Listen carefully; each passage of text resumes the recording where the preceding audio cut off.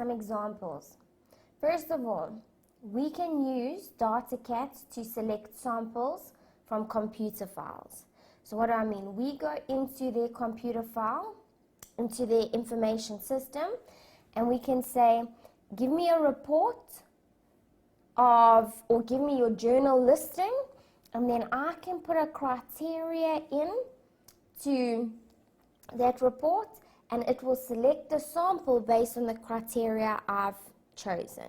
So maybe I say I want all items above 10,000.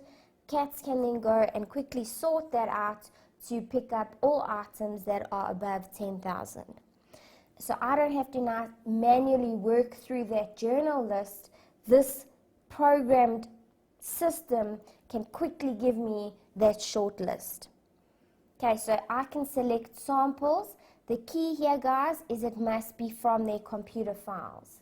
So I can't select samples from documents outside of their computer, them hard copy documents. I can only select samples from the details within their computer information system. All right. Secondly, what we can do is generate exception reports. Now, where have you seen exception reports? In their computer or application controls, their output controls are logs and exception reports. So they, as a company, can pull exception reports which show where a control has failed. Okay, that's one of the application controls. Now what we can do is we can choose our own exception reports using CAATs to help us see where a control has failed. And that might then show that potentially the balance is wrong because the control that was put in place isn't working to address whatever risk was there. So that can help me to get evidence about a detail of a transactional balance. So here's my example. When you are testing debtors valuation,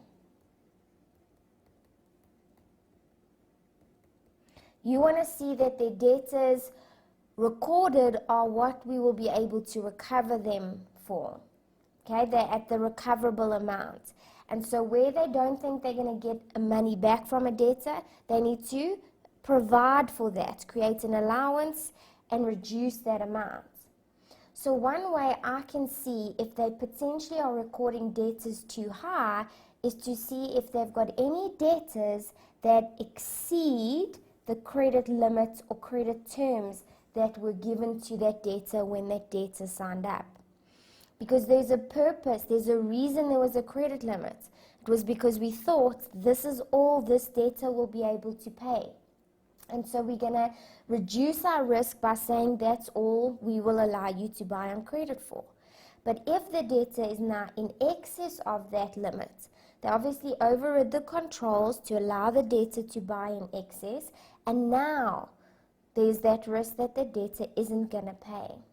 So it gives me some evidence about debtor's valuation. By looking at a control that has failed, provided that control was there to stop a risk that is addressed by that specific assertion. So the reason they put credit limits and credit terms in place is for debtor's valuation. And so an exception report showing where control that helps for that specific assertion is not working is going to help me to get evidence about that balance in detail. Okay, so be careful here, guys, because now you might start discussing for any assertion, we need to get an exception report, but it needs to be valid for the detail you are trying to get evidence for. And the more examples you do of this, the more likely you will be to picking up the exception reports you're really going to be looking for. So things like getting an exception report for old stock. If they say that when their stock expires, they throw it away, I can get an exception report for stock that is past its expiry date, because the expiry date was the control. and that will help me to see if there is potentially stock that should be written off and help me with inventory valuation. So another quick example, think about the access controls that they have in place for EFT payments. So I can get an exception report where somebody who was not allowed to authorize EFT payments did authorize the EFT payment to get an idea around the occurrence of their payments. So it's going to tell me now where there could have been fictitious payments made because I got a report showing where the access controls had been breached. Cool. I can also use CAATs to recalculate any calculation and cast any data that's in the IT system. So remember, for our general procedures, we always go and cast the list, we cast the journal, we cast the sub-ledger to make sure it adds up. Now I can say I will use CAATs to do that casting. For any calculations that are in that accounting record, so where they go about recording the rand amount for payroll, hours times by rate, I can recalculate using CAATs. Where they calculate their depreciation by using the useful life and their depreciation rates, I can now go and recalculate depreciation because that information and data is in their system. And I just need to say I will use CAATs to do so. Analytical procedures, comparisons, relationships, provided the data is in the system, I can use CAATs to do that because it's there. They've got their accounting records from last year in that computer information system. So I can say, CAATs, quickly pull up last year's balance and show me the difference between last year's and this year's because I want to see if it's reasonable. So the actual analytical, the actual comparing of data, I can use CAATs to do, to compare. But to make the assessment, if it is reasonable, I must do. I can't give the computer the ability to think like a human. So it will come back and say, here is your prior year list of creditors. Here is your current year list of creditors. These guys don't appear on this year, but did appear on prior year. Then I need to look at it and say, does that seem reasonable? Have I seen any transactions with these specific creditors that they say don't appear this year? And then I can go and follow up.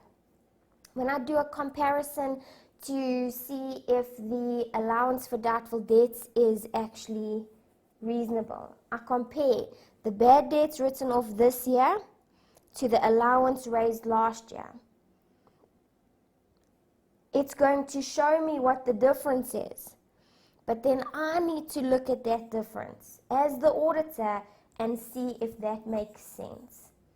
So what I'm telling you now is these CAATs have the ability to pull the data for me, to recalculate the data, to show me the differences, but I still have to have the last say about whether I'm comfortable with the difference, with the calculation, with the comparisons.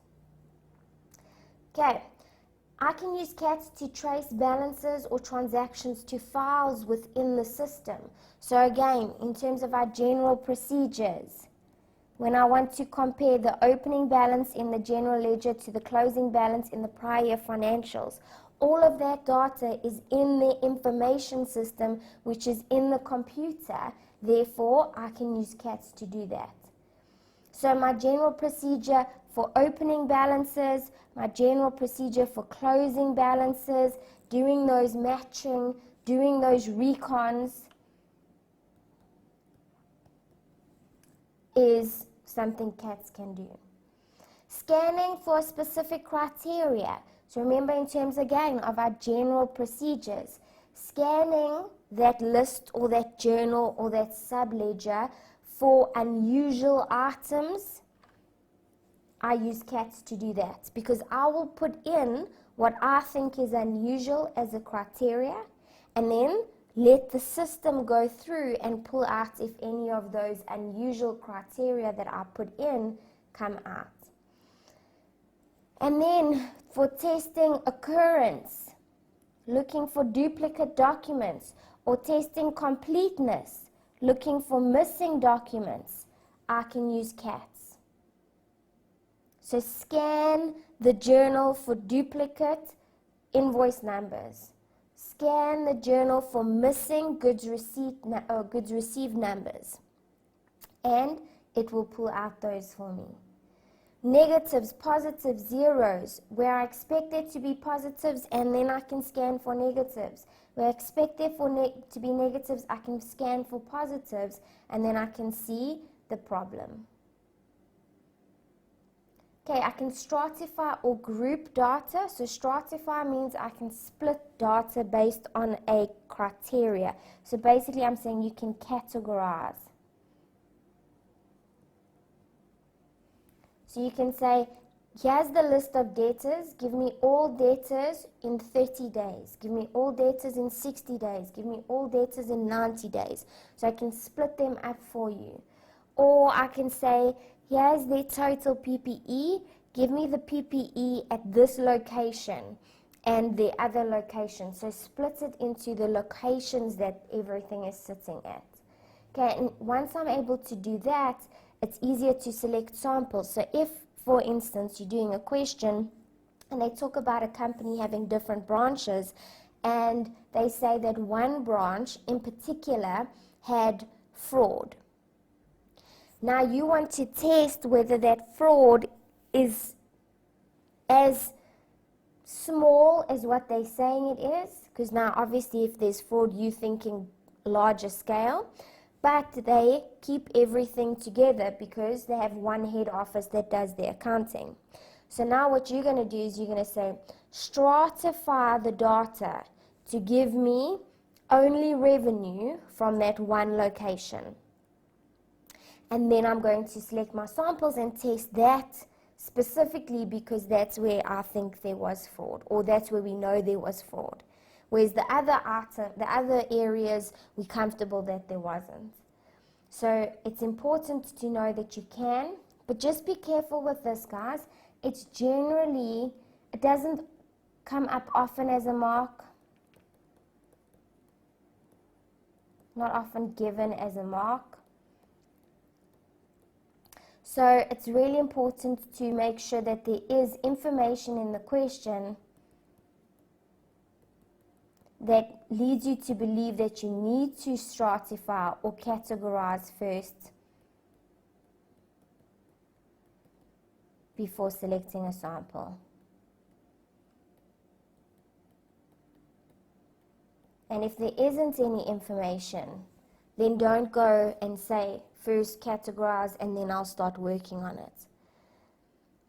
Okay, and then finally I can extract reports. So maybe not necessarily exception reports because there isn't a control, but I can then ask them, give me a report of long outstanding debts, slow moving stock, give me a report of all transactions on a specific day, at a specific time, by a specific person. If I think somebody's been guilty of fraud, I can then go and just look at items they've done.